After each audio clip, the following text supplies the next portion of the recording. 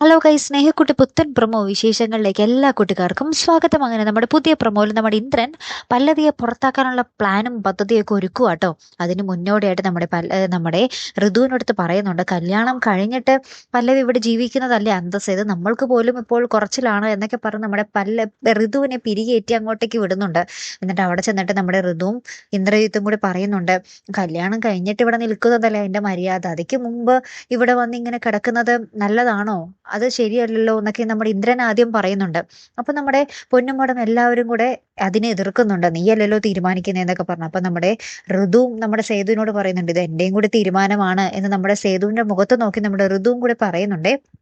അപ്പൊ ഋതു പറയുന്നതും കൂടി കേൾക്കുമ്പോൾ എല്ലാവർക്കും അങ്ങോട്ട് സഹിക്കാൻ പറ്റില്ല കേട്ടോ. നമ്മുടെ പല്ലവി അത് കേട്ടപാട് തന്നെ അവിടെ നിന്നും പടിയിറങ്ങി പോകുന്നുണ്ട്. അപ്പൊ ഇതൊക്കെ കണ്ട് നമ്മുടെ പൂർണിമാമ തലകറങ്ങി വീഴുന്ന ഒരു നിമിഷങ്ങളായിരുന്നു കേട്ടോ കൂട്ടുകാരെ. ഏറ്റവും ഒടുവിൽ നമുക്ക് കാണുവാൻ സാധിക്കുന്ന കാഴ്ചയെ കാത്തിരുന്ന് തന്നെ കാണാം കേട്ടോ. അപ്പൊ അടുത്തൊരു വീഡിയോയുമായി വരുന്നത് വരയ്ക്കും ഗുഡ് ബൈ.